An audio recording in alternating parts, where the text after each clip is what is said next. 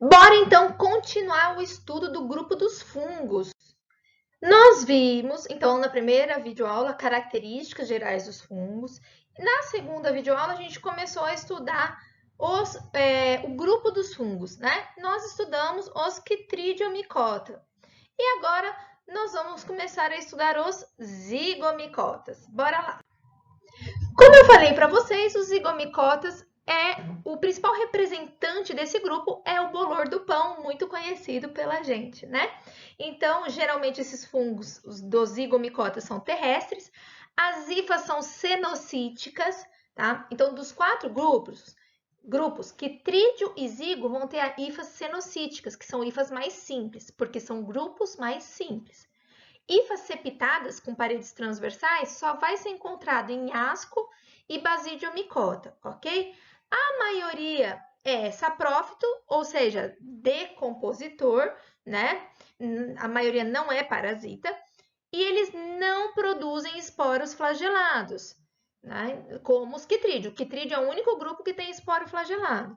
Então, os esporos aqui e em todos os outros grupos que nós vamos ver são transportados pelo vento. Como que se dá, então, como que surgem esses fungos? Né? Já dei alguns spoilers, né, que é pelo esporo. Então, o bolor negro do pão, que é esse bolor esverdeado do pão, né? A espécie que causa é Rhizopus stolonifer, né? Então, vamos lá. Imagina que o pão de forma foi empacotado, o lugar, né, as empresas, elas não são 100% estéreis, né? Lógico que existe esporo de fungo em qualquer lugar, aqui no computador, na tela, tem esporo de fungo em qualquer lugar, ok? E aí, então, esse esporo que está no vento, que está no ar, que está em qualquer lugar, inclusive na fábrica que fabrica o pão, na hora que eles embalam o pão de forma, vai esporos dos fungos, por isso que tem data de validade, ok? Aí, esse esporo, ele cai no fungo. Quando o esporo cai no fungo, o esporo germina, né? Então, o esporo são células haploides pequenininhas, ok? N, cada uma é N.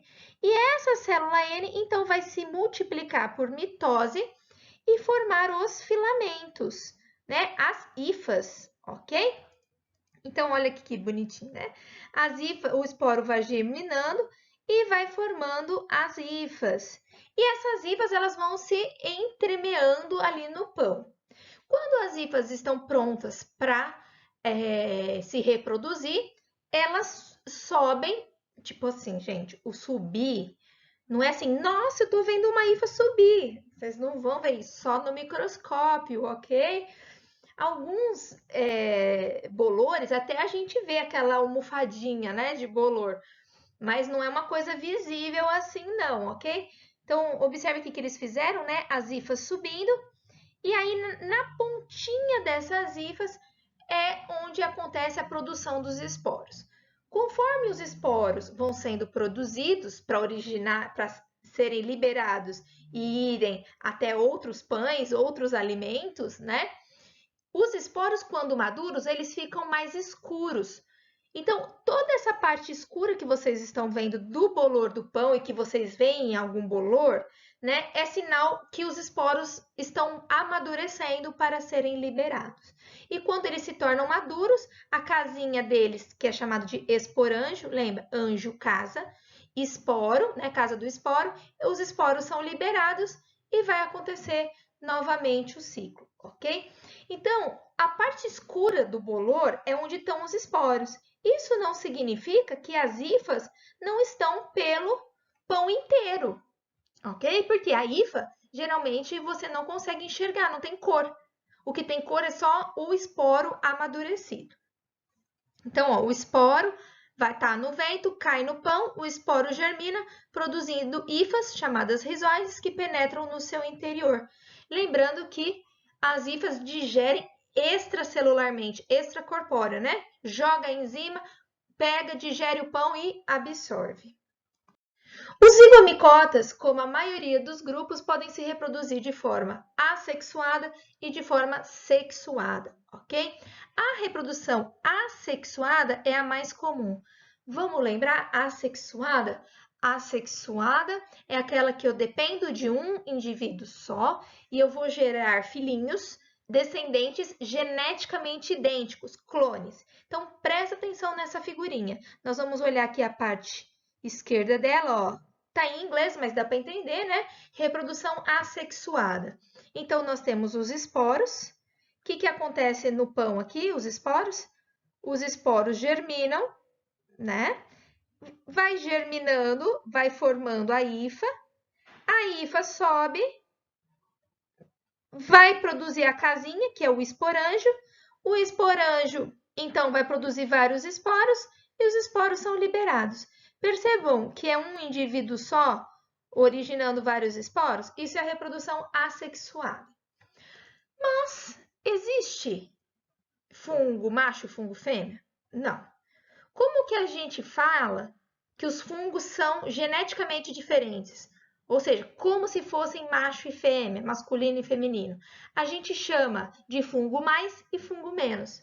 Então, esse mais e menos é para mostrar que o DNA dos fungos são diferentes. Ou seja, eles não são clones. Num bolor do pão, de uma fruta, né, só existe um único tipo de fungo, de esporo? Não. Pode existir esporos que venham de fungos diferentes. Então, imagina 2 esporos diferentes caindo no bolor do pão. Então, esses 2 esporos que a gente chama, vou colocar aqui, de esporo mais e de esporo menos, né? O que vai acontecer? Esse aqui vai germinar e o esporo mais também vai germinar. É o que vocês estão vendo aqui, ó. Esse aqui é a hifa mais e a hifa menos. Ou seja, são fungos diferentes, como se fosse masculino e feminino. E a extremidade dessas hifas, elas vão se fundir. Quando a extremidade dessas hifas se fundem, não tem um núcleozinho de um lado e o núcleozinho de outro, né? Porque as hifas, vejam, são feitos de vários núcleos, né? E esses núcleos são N.